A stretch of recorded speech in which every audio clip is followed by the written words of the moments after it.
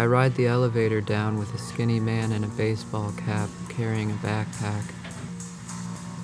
He has bad skin and holds a phone that plays Riders on the Storm by The Doors at an inappropriately loud volume. The man and I don't speak, or even look at each other. We just patiently ride the storm down to the lobby.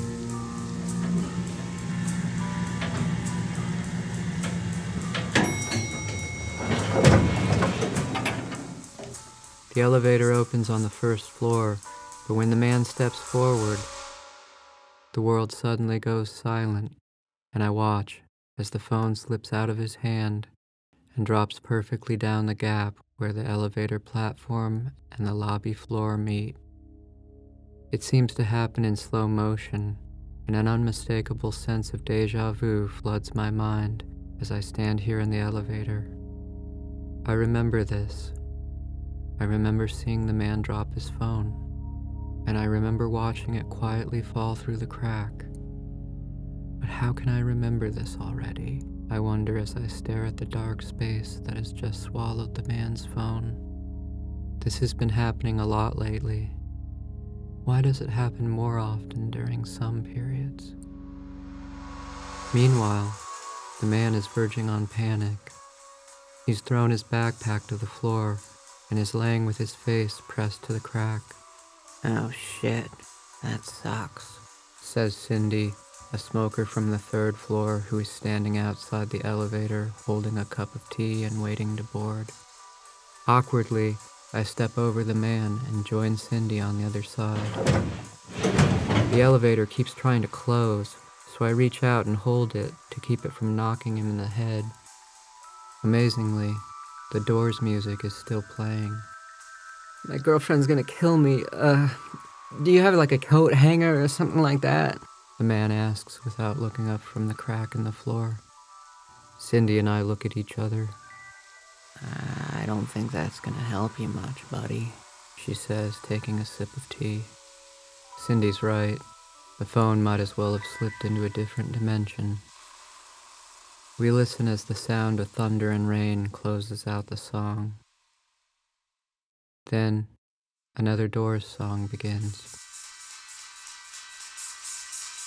Come on, come on, come on, come on now, touch me, babe, the phone cruelly taunts. Well, I say, doing my best to reassure the poor guy. The good news is that your phone's still intact. But this does little to calm the man down. And I guess the bad news is that, judging by the reverb, this elevator shaft is pretty deep, so I don't think a coat hanger's gonna do much good. "Plus that damn crack's only half an inch wide," Cindy adds needlessly. The man doesn't look up from the crack. "Do you guys have a light?" the panicked man repeats. "Like on your phone?" I don't have a phone, I say, and turn to Cindy, who gives me an irritated look before reluctantly pulling hers out and turning on the flashlight feature. She points it down the crack. "I could see it," he says. It's right there. I just need something long enough." "Dude," Cindy grumbles, "there's no damn way you're gonna reach that phone." Wait, point it a little to the right. No, I mean the left." So Cindy moves the light, apparently too far. "Stop! Back a little. Here, just give it to me." "No way," Cindy exclaims. "You got a bad track record with phones." I know I can get it if I just find something long enough." Do you think Dan's left? I ask Cindy, though I already know the answer. It's Friday evening, which means Dan, the busy but always friendly maintenance man, has already gone home for the weekend. Look, unfortunately, I think you're gonna have to go without your phone for a couple days, I say. This is not what the man wants to hear. "Fuck!" He begins punching the floor. "Can't you call somebody?" I look out in the lobby, but no one is in the office. "They'll get it for you first thing Monday," Cindy says, trying to reassure him. Do you live here? I ask. "No, I'm visiting my friend," he says, sounding as if he's about to break into tears. Why don't you have your friend get it for you on Monday? I say. now aware that my arm is getting tired from holding the elevator door.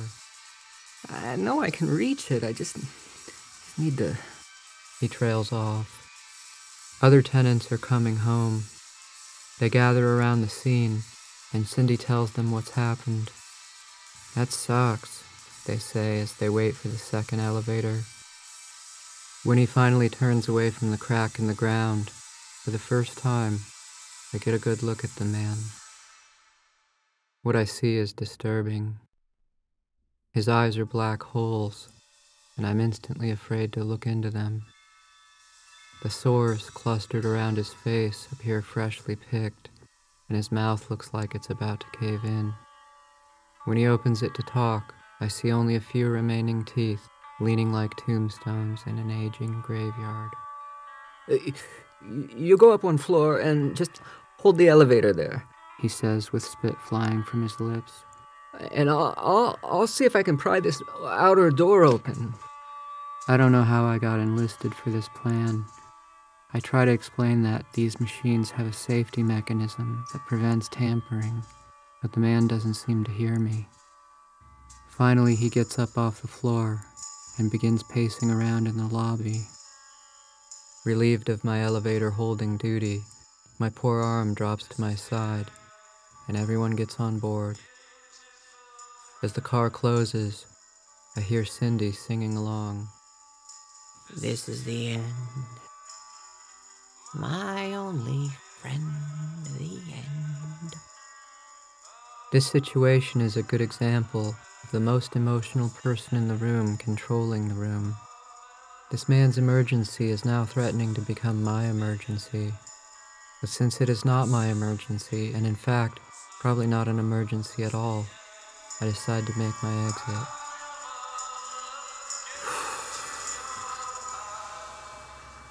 Hang in there, man, I tell him as I leave. You'll get your phone back in a couple days.